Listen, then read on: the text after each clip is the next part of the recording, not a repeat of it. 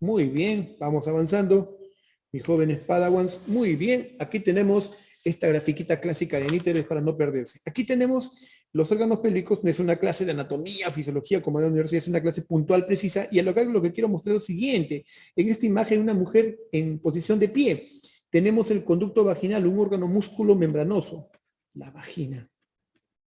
Un órgano músculo membranoso, ¿sí? Revestido interiormente por un epitelio plano poliestatificado, un epitelio plano poliestatificado. Ese tipo de epitelio plano poliestatificado sin queratina se le conoce como mucosa. No te olvides, cualquier epitelio de revestimiento de un conducto, de un órgano, que no tenga esta capa cornificada de queratina, ¿sí? De repente me he excedido con el término histológico, a que aquel órgano, de conducto, que funge de conducto, que está por epitelio plano, sin queratina, sin córnea, a esto le conoce como mucosa. Así que el conducto vaginal es una mucosa, un canal de tejido mucoso, por estratificado. Bien, esta vagina en promedio mide entre unos 8 a 12 centímetros de longitud. Es elástica, es elástica y tiene pliegues. Estamos hablando de la vagina, a ver, puntualicémonos en mujer en edad fértil. Esta vagina es susceptible al estímulo hormonal. Los estrógenos estimulan la formación de secreciones, de glucógeno, ricas en glucógeno. Es un órgano que tiene la capacidad de estirarse sin queratina, no es que sea con queratina. Es un órgano que tiene la capacidad de distenderse, ¿sí? En la relación sexual. Y miren lo que te quiero explicar lo siguiente. Este conducto vaginal con pliegues, miren, tiene una longitud, pero en el fondo tiene un ensanchamiento. Porque aquí, cuando ingresa el pene, en este fondo, aquí es donde se va a acumular esperma. Aquí se va a formar una especie de piscina de espermas para que sean lanzadas al interior del útero. Este conducto vaginal, tiene un pH y un medio diferente al de la piel. La vagina entonces tiene una cierta forma de acidez vaginal. Hay una acidez que el pH más o menos está abordando los 4.5 en pH. Aquí te lo pongo. Y eso es importante comprenderlo porque aparecen las infecciones vaginales. 4.5 de pH. ¿Sí? 4.5 de pH. Puede llegar hasta 5 de pH. Bueno, ¿qué pasa? ¿Por qué es ácida la vagina? Bien, ocurre que la vagina tiene de alguna manera un revestimiento, ¿sí? De epitelio mucoso, que lo que pasa es que este epitelio se está produciendo, descamando, produciendo, descamando, produciendo, descamando. Ese es el ritmo que hay en la vagina. Y no es un órgano estéril. Viven normalmente bacterias buenas y malas, vive una microflora. Y dentro de esa microflora, dentro de esta microflora normal, existente, hay flora bacteriana que es comensal, vive con nosotros, no nos causa daño, comensal simbiótica, si se puede decir, y tenemos una que es comensal saprófita, que vive y se alimenta de todos los desechos que hay. De hecho, la alta producción de células que se van descamando, produciendo, descamando, hace que se libere detritus. Entonces, estas bacterias viven de eso. ¿Sí? Las bacterias malas. Bien, ocurre que en la vagina existen los lactobacilos o bacilos de Döderlein, que tienen una enzima que es la peroxidasa, forma sencillamente peroxihidrógeno, agua oxigenada, y es el mecanismo por el cual se produce la acidez vaginal. Entonces, la acidez vaginal viene dada gracias a ¿quién? A lactobacillus, y esto ha sido tema de pregunta. Bueno, en los bancos de hace 10 años esto preguntaban frecuentemente. Los lactobacillus producen pues la acidez vaginal necesaria, porque de esa manera esa acidez también repercute en la protección, la autoprotección de la vagina, los lactobacillus. Pero otra cosa importante, así como hay esta flora microbiana normal, también hay otra que es patógena, ¿no? En condiciones normales no nos produce daño. La primerita, por ejemplo, la primerita en vivir ahí sin causar infección notable, asintomática, es la Gardnerella vaginalis. Gardnerella vaginalis es un comensal saprófito que está presente y inclusive es el causante del 40% de infecciones asintomáticas en las mujeres en edad fértil y no lo saben. Sí, pero eso ya lo veremos en el tópico cuando hablemos de ginecología de las infecciones vaginales. Vamos a este punto entonces, la acidez vaginal. El otro es la presencia de la leucorrea fisiológica. En la vagina hay una leucorrea fisiológica. Estamos acostumbrados a pensar de que todo descenso es patológico. Estamos acostumbrados a pensar que todo descenso es patológico y eso no es así. Hay una leucorrea fisiológica y esa leucorrea fisiológica tiene que ver con la producción de 4 órganos importantísimos. Perdón, cuatro medios específicos. El primerito es el moco cervical, así es. Y aquí quiero que me entiendan lo siguiente. Este conducto vaginal, ya estamos en el cuello, conducto vaginal, termina en este remate que es el cuello uterino. El conducto vaginal termina en este remate que es el cérvix, el cuello uterino. Y ese cérvix, revestido también por epitelio escamoso, no poliestratificado, mucosa, tiene un orificio que a su vez se comunica hacia la cavidad endometrial. Ese orificio que comunica hacia la cavidad endometrial, ese orificio, o endocérvix, ya le estamos dando nombres, al endocérvix, en ese orificio hay bastantes glándulas productoras de moco cervical. El moco cervical tiene el papel de actuar como si fuera un sello, rellena todo ese conducto, es un sello que no permite que las bacterias asciendan. Es más, ese moco tiene características antigénicas, proteolíticas, para que cuando una bacteria, un patógeno suba, sencillamente lo degrade. Es en cierta forma el primer barrendero o medio de defensa en el útero, en la vagina, en el tracto genital superior. Es una de las primeras barreras. El moco cervical es tan selectivo, tan específico, que además medio actúa como un sellante y de hecho el útero, las trompas son estériles, no hay bacterias, no hay patógenos, por la actividad de este moco cervical que es muy, pero muy eficiente. Pero digo que es selectivo porque por ese moco cervical pueden ascender los espermatozoides. De hecho, ese moco cervical tiene características únicas como por ejemplo la presencia de ácido ciálico, que permite que el espermatozoide que llega y es ese momento pues todo Usain Bolt listo para la carrera, y lo que va a hacer ese moco cervical es darle, oye, tómate este Gatorade, este Frutiflex, masajito por aquí, por allá, sigue tu camino. Entonces el espermatozoide va a encontrar en el moco cervical la ayuda, el estímulo, el nutrimento para que pueda empezar su viaje, para que pueda continuar su viaje hacia la trompa uterina. El moco cervical es permeable, le es favorable al espermatozoide. ¡Qué bueno! Pero las bacterias no entran, sencillamente no entran. Entonces el moco cervical es uno de los más importantes, como si fuera un sello para que no puedan entrar bacterias patógenos, y compone lo que es la leucorrea fisiológica. Tan útil es el moco cervical para otros propósitos que, por ejemplo, por sus características físico-químicas podemos saber si una mujer está ovulando. El moco cervical tiende a ser más filante, más gomoso, más transparente cuando está en los días de la ovulación. Por el moco cervical podemos estimar el método de Billings. Por el moco cervical podemos extrapolar si una mujer está ovulando, si está en sus días fértiles. Así de eficiente, y la información que nos da el moco cervical es bastante útil. Moco cervical, el primer componente de la leucorrea fisiológica. El segundo viene a ser el trasudado que se produce en las paredes vaginales. Vamos a poner acá trasudado, ¿sí? Por no decir, ¿no me escuchan? Carambolas. A ver. Estoy con el audio. ¿Me escucha mejor? Me han asustado, ¿ah? Me han asustado. Entonces, todo lo que he comentado hace un rato, ¿se ha logrado escuchar? Por favor, jóvenes, para no repetir. Ya, la avalancha, sí, todos me escucharon, ya. Calmaos. Entonces, tenemos la secreción, el trasudado de la pared vaginal. Sí se escucha. De repente muy emocionada la explicación. ¿Está bien el ritmo? ¿Está bien el ritmo o más lento? No sé. Ya, muy bien. Es que es el ritmo, pues, para ustedes jóvenes Padawan, es para que no se me aburren, y también para hacerlo entretenido esto, ¿sí? Porque vamos a hablar de fisiología, hablar de anatomía, y de repente, ¡ay, una más, un diazepam! No, ese no es mi afán. Que sea atractivo para ustedes y que pueda ser comprensible. Muy bien, entonces me quedé que el moco cervical, el trasudado de la pared vaginal, estos dos son los más importantes. Oigan, de esto han preguntado, de esto han hecho preguntitas, para no perderse. Sí, el moco cervical y el trasudado de la pared vaginal contribuyen pues a la mayor producción de esta leucorrea fisiológica. En tercer lugar, tenemos el aporte de glándulas accesorias como son la glándula de Skene, las glándulas parauretrales, las glándulas de Skene y las glándulas de Bartolino.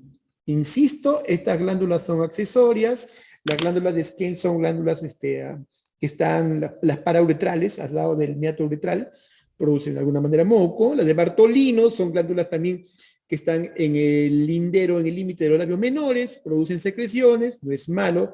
Lo que pasa es que cuando la de Bartolino se obstruye, se congestiona, ingresa alguna bacteria, algún coco y se produce el quiste absceso de Bartolino. Muy bien, esto es en esencia lo que es el conducto vaginal. Y sacándole esto correlato para lo que es de repente el capítulo de ginecología, porque esto sirve bastante, el conducto vaginal tiene paredes, ¿no? Tenemos la pared vaginal anterior, la pared vaginal anterior, la pared vaginal posterior. La pared vaginal anterior, aquí te lo van a poner anterior, P, posterior.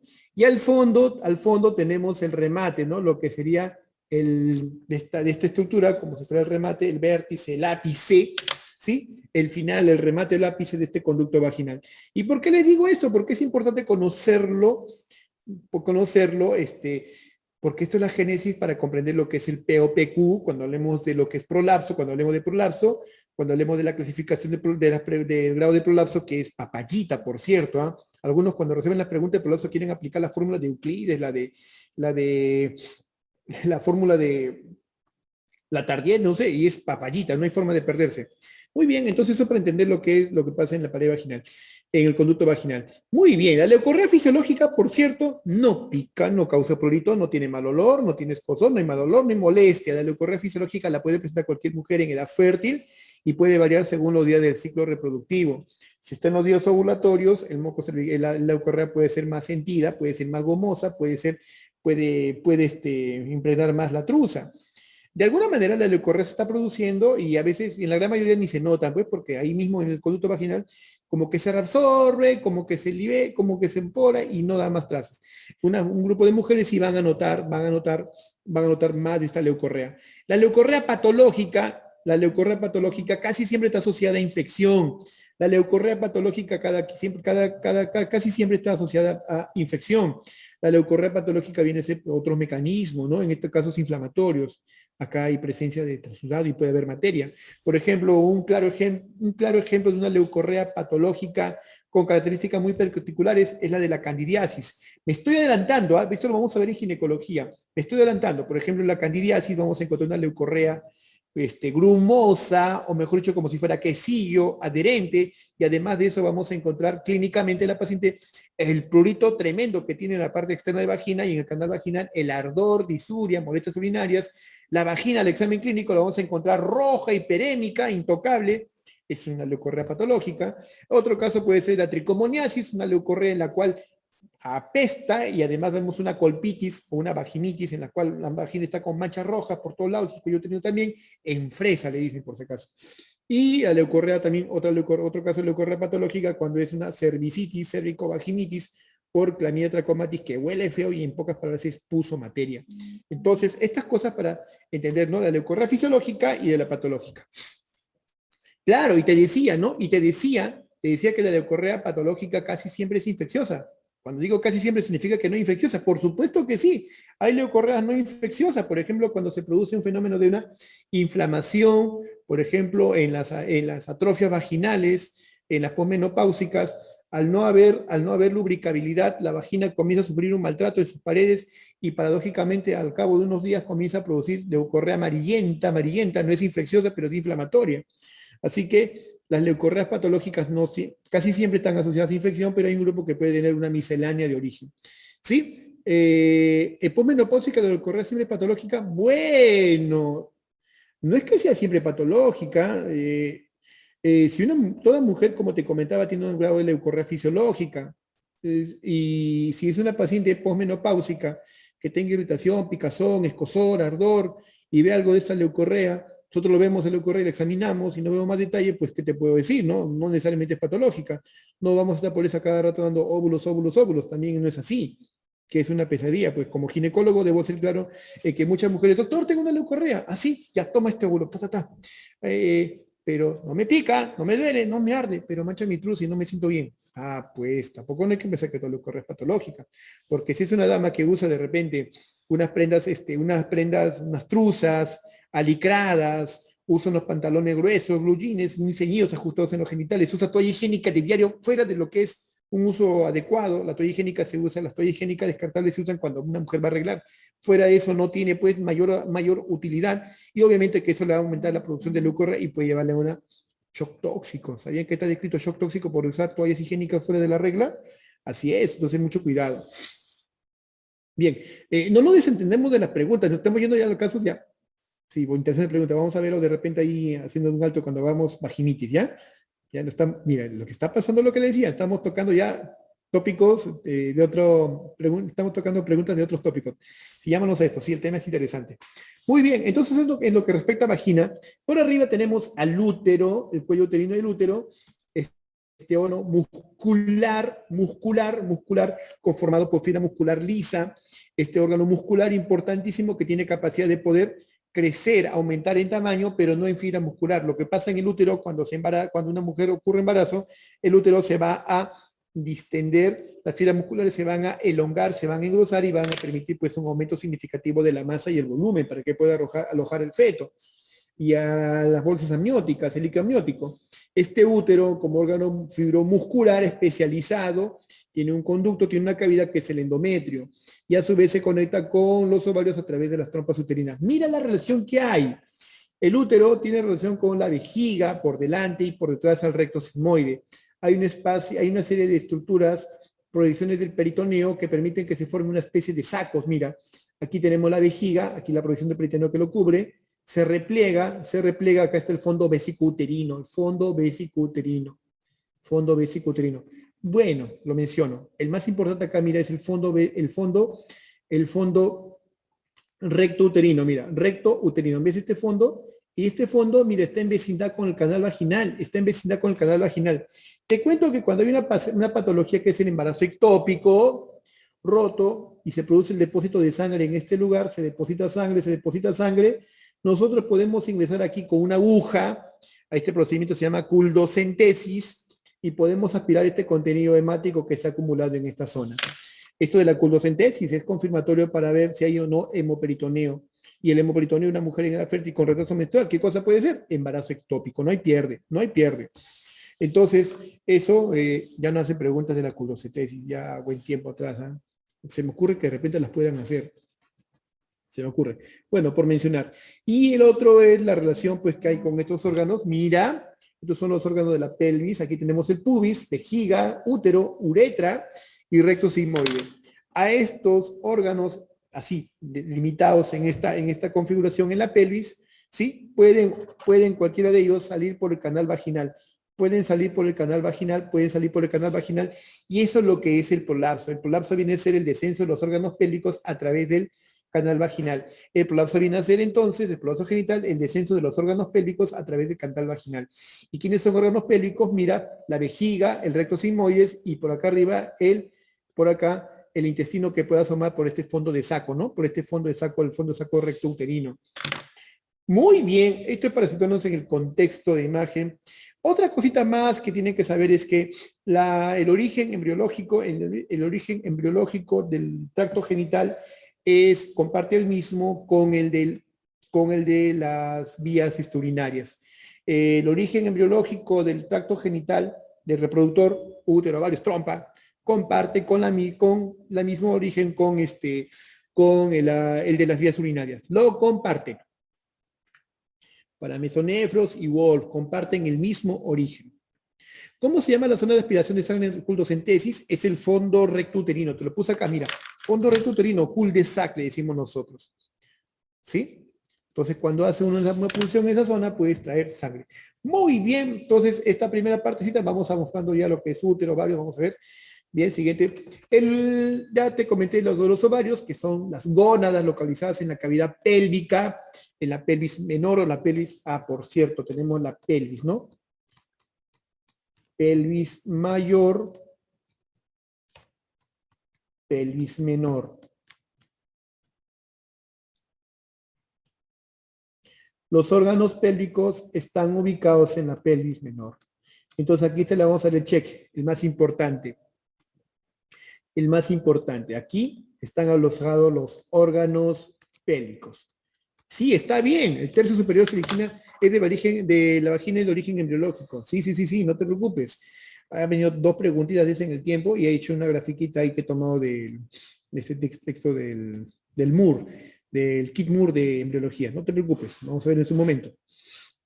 Par de gónadas localizadas en la cavidad pélvica, forma y tamaño de una almendra, 3 centímetros de longitud.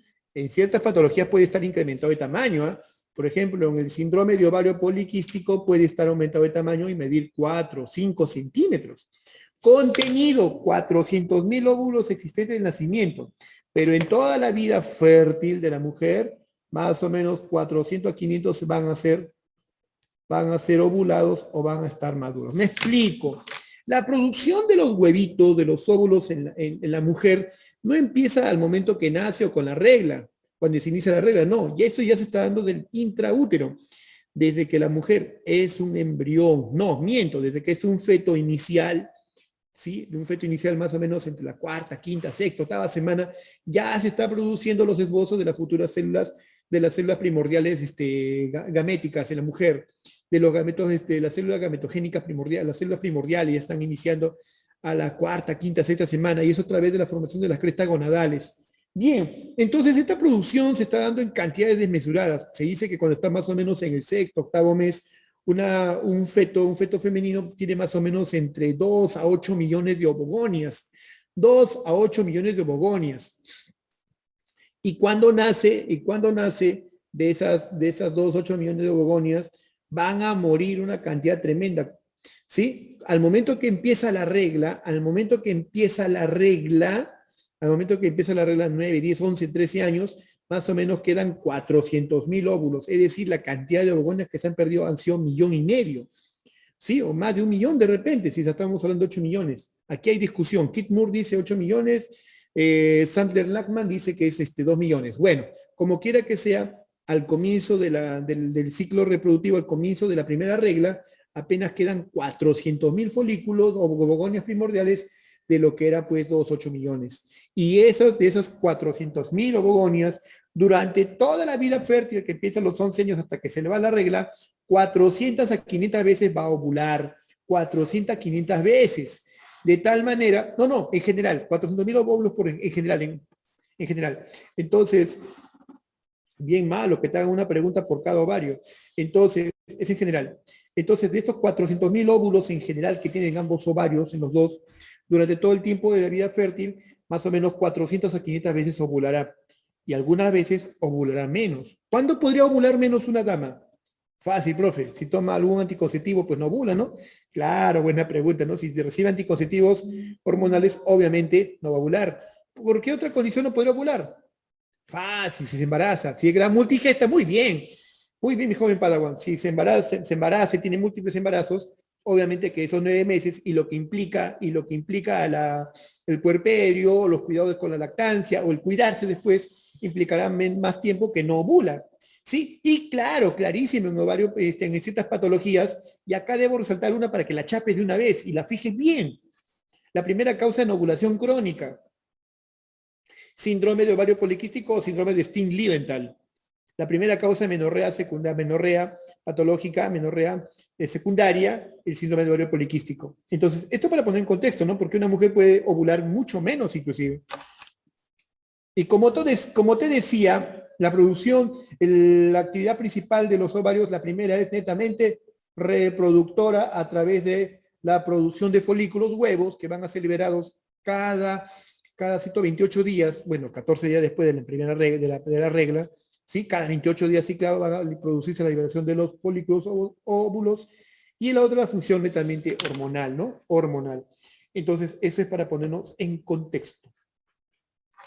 Anatomía. El ovario está unido al útero a través de los ligamentos,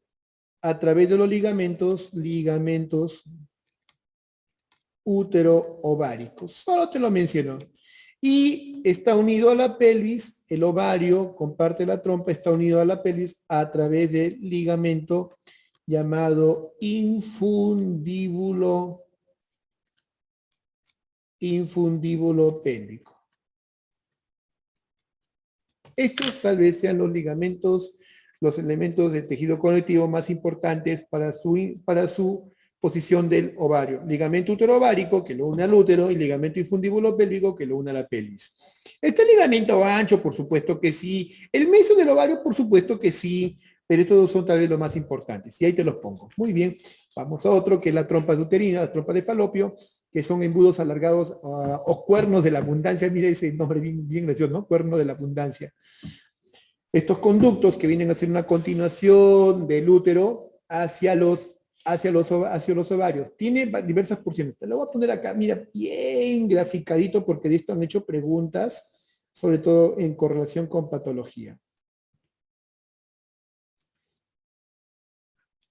El nacimiento de la trompa uterina del ovario, a esa porción se le conoce como intersticio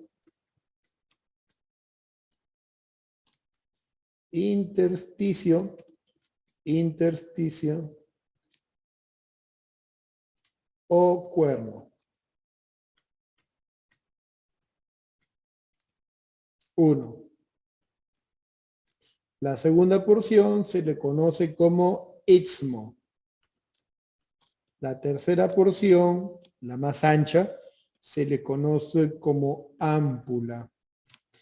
Y la porción donde están aquí las fibras se le conoce como porción infundibular. ¿Por qué te pongo esta pequeña anatomía? Porque es importante comprenderlo, porque es la base para la comprensión de lo que es el embarazo ectópico. El embarazo ectópico, más del 95% de los embarazos ectópicos ocurren en la trompa uterina. ¿Y por qué ocurre? Porque se está dando pues un fenómeno en el cual se enlentece, se pone un alto, se pone un stop para que el óvulo no pueda llegar al útero. Y eso básicamente puede darse pues, ¿no? Por mecanismos inflamatorios que hacen que la trompa se edematice, se congestione, se estenose, quede, digamos, anquilosada, pegada, firme, y no pueda viajar, obviamente, el huevito fecundado o el óvulo solo al encuentro del espermatozoide. Al no ocurrir eso, sencillamente, pues se produce que ese huevo fertilizado, ahí se queda en la trompa, se implanta en la trompa y se desarrolla el embarazo ectópico. Esa es la base, pues, ¿no? De la producción del embarazo ectópico. Entonces, eso es lo que puede ocurrir. Muy bien, de estos lugares, el cuerno intersticio es donde ocurren los embarazos ectópicos más sangrantes. Cuando hablemos de embarazo ectópico, y vamos a hablar un poquito. Lo que quiero decirle con respecto a esta comprensión anatómica es que esta trompa uterina tiene movimientos a manera de peristalsis, que facilitan el viaje del ovocito a través de peristalsis, como si fuera un movimiento de breakdance, ¿sí? Permite el viaje del ovocito hacia el encuentro del espermatozoide. Si esa peristalsis, este movimiento no está presente, como puede ocurrir un proceso inflamatorio, una endometriosis, una EPI que hace que la trompa quede anquilosada, pegada, pues no va a viajar el ovocito, embarazo ectópico. ¿Sí? Otra característica importante de la trompa uterina es que su luz. La luz de la trompa uterina sí tiene especie de criptas, y en la superficie vamos a ver fimbrias. Vamos a ver especie de fimbrias, cilios, mejor dicho, cilios. Todo el revestimiento de la trompa uterina, el revestimiento epitelial tiene cilios. Y esos cilios ayudan a manera, pues, ¿no? De estructuras que permiten, como si fuera una ola, ayudar a propulsar, empujar el espermatozoide. Es como si fuera un concierto de rock. Hazte cuenta que está presentando un grupo de los 90, pues, que era Iron Maiden, Metallica, Nirvana, se lanzaban, pues, tocaban ahí algún riff, y se lanzaba, pues, el cantante al público, y la gente lo paseaba, pues, ¿no? Entre sus manos por todo el escenario. Ya. Hazte cuenta que un ectópico, ¿sí? Hazte cuenta, perdón, que un huevo, un ovocito en la superficie de la trompa uterina tiene que viajar por esa trompa, y además del movimiento peristáltico, tiene la presencia de los cilios, la peristalsis y los cilios. Y estos cilios, y la peristalsis y los cilios, ayudan a empujar a ese óvulo para que llegue sí o sí al encuentro del espermatozoide. Y si está fecundado, si está fertilizado el huevo, es decir, está empatado con el espermatozoide, va a ayudar a que viaje el endometrio. Y eso está muy bien. En el caso de una enfermedad pélvica inflamatoria, produce una destrucción de la capacidad de la trompa uterina. Se pierden los cilios, la trompa pierde esa capacidad peristáltica, queda fijada, anquilosada, y obviamente fomenta embarazo ectópico. Entonces, eso es importante. La función de la trompa permite el transporte del óvulo, y si no es el óvulo, el blastocisto, ¿no? Ya el óvulo fecundado, peristalsis, gracias a la peristalsis de la trompa y los cilios. Chicos, el cigarrillo, el más grande destructor, el más grande asesino, el cigarrillo, el tabaquismo, produce una destrucción de los cilios de la trompa uterina y se pierde la capacidad fértil. Muy bien, y está de más decir que ahí se produce la fecundación en el tercio externo. En el tercio externo de la trompa uterina es donde se produce, pues no, la fecundación.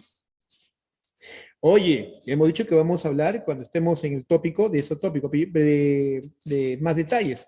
Pero ya que me jalaste, que me quieres jalar la lengua, el lugar donde más se desarrolla el embarazo ectópico es del ámpula. El 70% de los ectópicos se desarrollan en el ámpula. Pregunta contestada. No me lancen preguntas tus preguntas no es al tema, si no vamos a hacer altos y no vamos a quedar ahí. Muy bien, es el ámpula.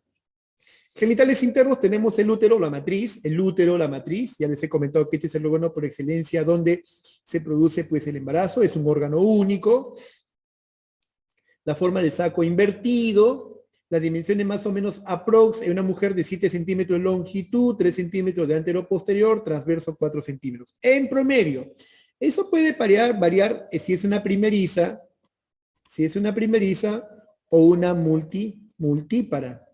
Una primípara o una multípara. ¿Por qué? Porque una multípara es un poquito más grande el útero. Puede ser de 8 o 9 centímetros de longitud, 3, 4 centímetros antero-posterior, 5 o 6 centímetros transverso. O sea, puede variar. Y el útero tiene las siguientes partes: fondo, cuerpo, cuello, cervix.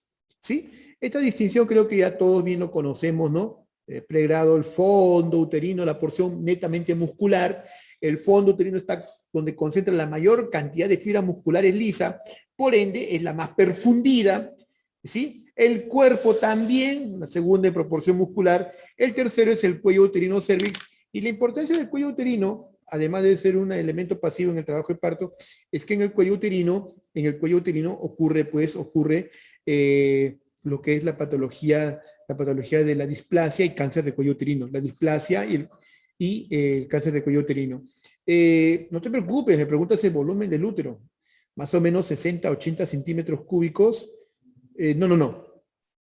80, 120 centímetros cúbicos lo que es el volumen del útero, pero eso varía según el momento de la vida reproductiva, que no es lo mismo pues en una mujer sin embarazo y con embarazo. Y la irrigación del útero, no te preocupes, ahorita lo vamos a comentar. Histológicamente el útero también tiene las siguientes capas: una serosa, que es una continuación del peritoneo, epitelio escamoso plano. Tiene el muscular, el miometrio, que es netamente órgano muscular, músculo que fibra musculariza, y la capa interna, que es el endometrio.